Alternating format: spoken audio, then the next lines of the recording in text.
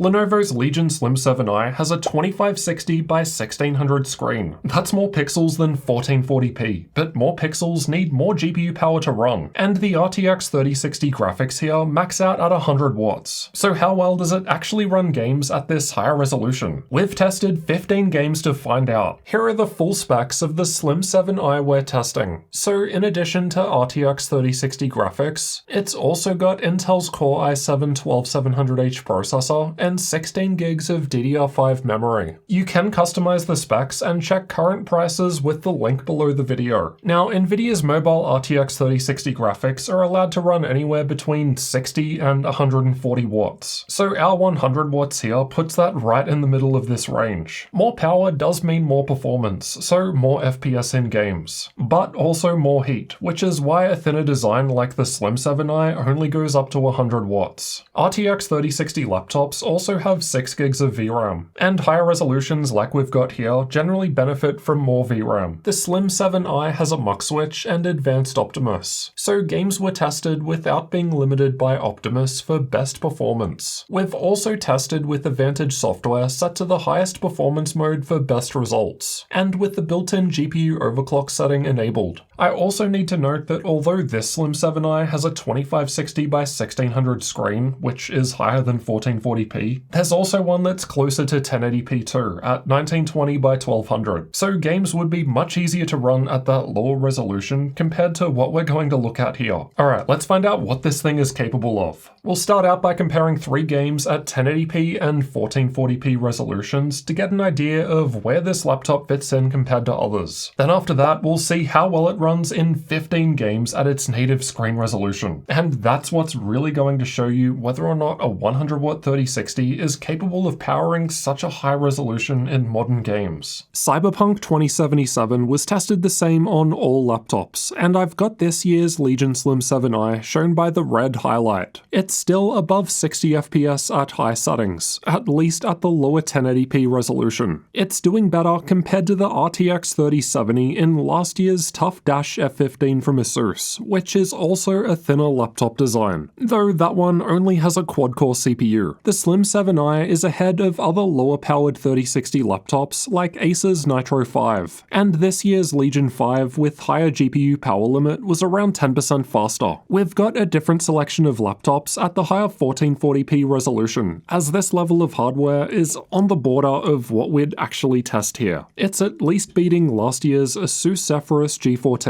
which had an even lower-powered 3060. Granted, that is a smaller 14-inch model. Honestly, at under 40 FPS, you'd probably want to make use of features like DLSS or FSR here to boost performance. And we'll check those soon. Red Dead Redemption 2 was tested with the game's benchmark tool. The lower wattage RTX 3060 in the Slim 7i is close to the full-powered RTX 2070 from a couple of years ago. Not bad. The Legion 5 was reaching a 10% higher frame rate here too, though its 3060 does also have a 30% higher GPU power limit. It's not far off 60 FPS at 1440p high settings. And don't forget, we're not using features like FSR or DLSS in the comparison tests to boost performance. We'll look at what sort of a boost these features give us in a moment. Control is a GPU-heavy game, and the 100 watt 3060 was 10% ahead of the last-gen 2070 this time. Granted, at 1080p, some of that difference may be due to the jump from Intel 9th gen to 12th gen CPU. This year's Legion 5 with higher powered 3060 was 16% ahead in average frame rate now, and a number of lower powered 3060s weren't far behind.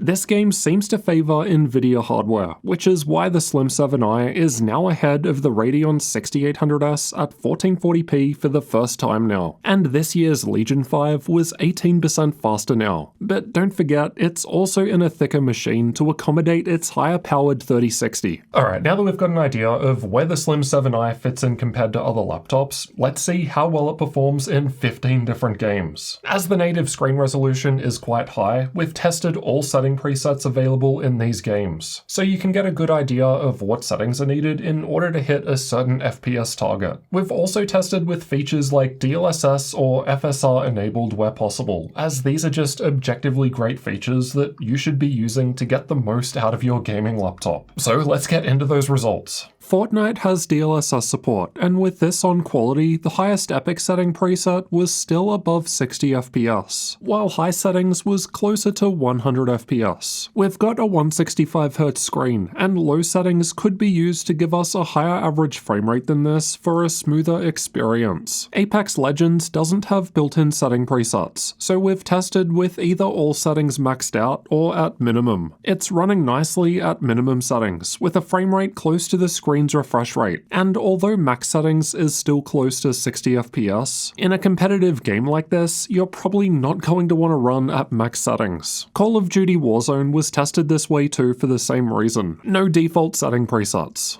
This one has DLSS support though, and with that on, even max settings was running smoothly above 100 FPS. There's only a 14% FPS boost at minimum settings, so you don't have to have the game looking like a potato to get it performing well. Speaking of potatoes, that's something even Rainbow Six Siege has no problems running on. Even max settings is well above 100 FPS. So let's move on from the esports games to titles that will be more of a challenge for our 3060. Marvel's Spider-Man Remastered was still running well enough at high settings with DLSS enabled, but there's a big dip going to the highest very high level. Simply lowering one setting level was enough to boost average FPS by 65%, so definitely not worth trying max settings. Max settings really aren't needed to have a fun time in games, which is lucky because Microsoft Flight Simulator was having a tougher time. Medium settings weren't quite able to get us above 60 FPS. But that said, this game doesn't really need a super high frame rate to play. Forza Horizon 5 was tested with the game's benchmark if you want to compare our results with your own laptop. The second highest Ultra preset was close to 60 FPS, while medium settings was enough to push us above 100 FPS. Again, probably not worth trying to max out the settings in this one, as 43 FPS is lower than I'd like for this. Far Cry 6 was also tested with the game's benchmark tool, but with FSR enabled. There's not that much of a performance difference between the different setting presets, and Ultra was still above 80 FPS in this test. God of War came to PC from console, so it generally runs fairly well without needing super powerful hardware. That said, Ultra settings still weren't great even with DLSS enabled. We can easily boost average FPS by 47% simply by lowering to high settings, which in my opinion still look great. Watch Dogs Legion is a game that frequently complains about there not being enough VRAM at higher setting presets. It suggests 8 gigs, which would require an RTX 3070 or higher. This is probably why very high settings were running 52% faster than Ultra. Even with DLSS on, I wouldn't bother with Ultra settings here, and forget ray tracing. Speaking of tracing rays, Dying Light 2 was struggling with the built-in RT presets. Medium settings without RT was above 60 FPS, even with DLSS on. We could of course lower the DLSS level down from quality to further boost FPS, but at the expense of lower visual quality. Assassin's Creed Valhalla doesn't have DLSS or FSR, but it's one of those games that I don't think needs a high frame rate to play. I mean, I'm 100 hours into my second playthrough on a low-powered 3070 Ti at 4K max settings, so I think these results are playable. Warhammer 3 was tested as more of a CPU-heavy title to see if the 12700H would collapse. Honestly, we haven't tested this game at all setting levels before, so I don't know what to expect. But given the big dip at high and ultra settings, it might be worth sticking to medium if you want things to look smoother. We tested Cyberpunk 2077 earlier in the comparison section, but now we've also got ray tracing and DLSS results. Even with DLSS, the ray tracing presets weren't doing very well at this high resolution. If you really want ray tracing, I'd seriously suggest at least RTX 3070 graphics, if not higher. Even without RT, only low settings gets us above 60 FPS. Red Dead Redemption 2 was also compared earlier, but now DLSS on high settings was able to get us above 60 FPS. Again, like many of the other resource-heavier titles, I wouldn't bother with max settings on the 3060, even with DLSS. The RTX 3060 graphics are doing fairly well when combined with features like DLSS and FSR FSR, especially at this higher resolution. And even in many games that didn't have DLSS or FSR, we still saw playable frame rates at around high settings. Just keep your expectations in check and don't assume that you'll be playing at max settings outside of esports titles. 6 gigs of VRAM was a bit of a limit in some games, but if we turn the setting levels down 1 to 2 levels, generally speaking, the average frame rates were still fine in all games. So then, is it worth spending more money to get 8 gigs of VRAM? Find out in this video over here next, where I've compared the RTX 3060 against the next level up, the RTX 3070, which has 8 gigs of VRAM. You'll definitely want to watch that one next before buying your next gaming laptop with a high resolution screen. Alright, I'll see you over in that one next.